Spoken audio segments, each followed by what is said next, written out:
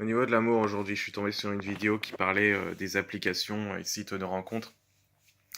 Et donc j'ai remarqué, bon c'est assez simple, hein, tout le monde le remarquera, mais que la plupart des gens avaient peur d'aller à la rencontre, n'étaient pas prêts à rencontrer une personne. La femme disait ça à la fin, en fait, la psychanalyste. Elle disait, faut être prêt à la rencontre pour vivre une vraie histoire. Une histoire qui soit longue. Parce qu'aujourd'hui, ben, on est sur des applications de rencontres, on est inondé de rendez-vous, bon, ça dépend pour qui, et des rendez-vous qu'on manque, et puis au final, la plupart des personnes qui sont dessus, ben, reconnaissent qu'elles auraient pu construire quelque chose avec la personne, mais au final, ça s'est pas fait parce que pas le temps, ça a été inachevé, ou qu'il y a une autre personne qui a intercepté, qui a attiré l'attention, et voilà. Et au final, on peut se poser la question, oui, est-ce que les gens sont vraiment prêts à rencontrer l'autre? Et si oui ou si non, sinon, qu'est-ce qui leur en empêche? Je ne peux m'empêcher de faire un comparatif en me disant que aller à la rencontre de l'autre, c'est aller à la rencontre de soi. Donc, est-ce que les gens sont plutôt prêts à aller à la rencontre d'eux-mêmes? Sachant que on passe toujours. Je vais vous donner un exemple. Les, les personnes qui tombent toujours sur le même type de partenaire. Une femme va toujours choisir un mec qui est provocateur, ou alors des femmes qui sont piégées dans des relations toxiques, pervers narcissiques, et toujours les mêmes. Donc on peut se demander, on peut se poser la question, qu'est-ce qui fait qu'elles vont vers ces gens-là? Et les mecs aussi, des mecs qui vont se plaindre de michto, entre guillemets, de filles hyper matérialistes, et se dire, ouais, au final, toutes les femmes, ce sont des salopes. On va dans la généralité au final.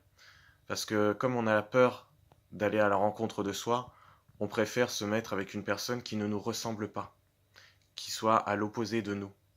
C'est plus rassurant, puisque comme ça, on n'a pas à aller à la rencontre de nous-mêmes.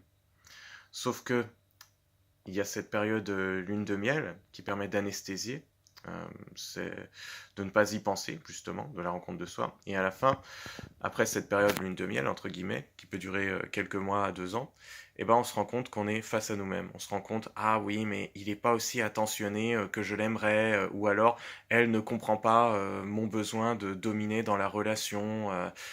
Toutes ces petites différences. Il ou elle ne me comprend pas. Bah oui, puisqu'on a choisi quelqu'un d'opposé à soi. Donc forcément. Et, et là, ben, on est ramené à soi à ce moment-là. Donc qu'est-ce qu'on fait? Soit on accepte ce qui se présente, comme quoi on a choisi quelqu'un d'opposé à soi, que tout n'est pas perdu, qu'on peut faire avec, on peut se dire ben, pourquoi j'ai besoin d'attention, autant d'attention, et pourquoi j'ai besoin autant de dominer.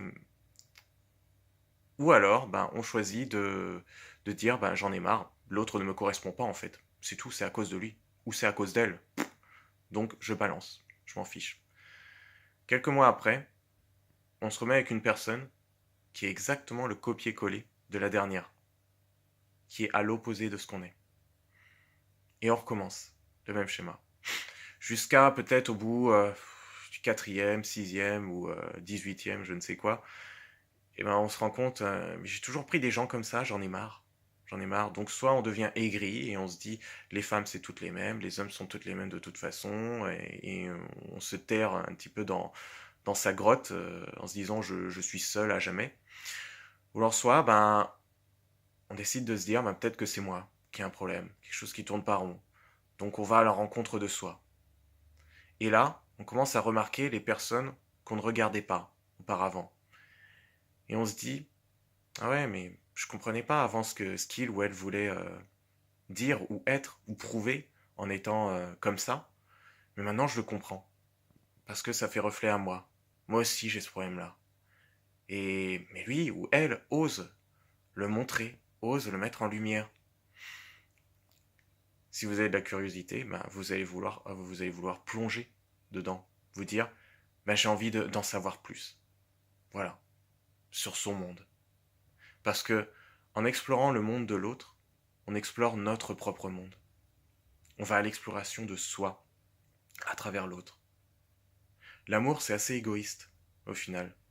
L'amour inconditionnel est égoïste. Parce que c'est accepter ce qu'on va découvrir de soi dans cette exploration.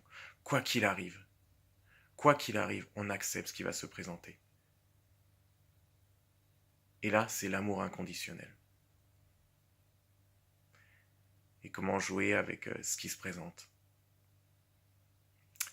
Voilà, c'est tout pour cette définition spontanée. Je vous invite à liker et à partager. À la prochaine.